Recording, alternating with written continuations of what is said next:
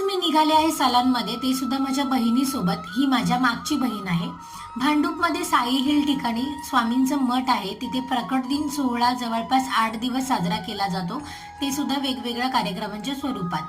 तर आम्ही नंतर ऑटो केली आणि निघालो. माझी काही कामं होती ती आवरून मग सलॉनमध्ये गेलो. सलॉनमध्ये खूप जास्त गर्दी होती आज, कारण रमजानचे दिवस चालू आहेत आणि गुढीपाडवा सुद्धा लवकरच येणार आहे. त्याच्यामुळे वेगवेगळ्या ऑफर्स ठेवल्या होत्या आणि त्याच्यामुळे खूप जास्त गर्दी होती. तर माझ्या सर्व्हिसला सुरुवात झाली. मी आज नॅनोप्लास्टी ट्रीटमेंट करते.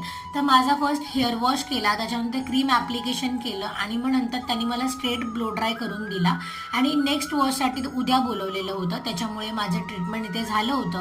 पण माझी बहीण खूप बसून बसून वैतागली होती, तर तिला म्हटलं की तू काहीतरी करून घे आणि मी तिला त्या सर्व्हिसेस बर्थडे गिफ्ट म्हणून दिलेल्या आहेत. त्याच्यानंतर आम्ही थोडंफार खाल्लं वगैरे आणि मग घरी निघालो.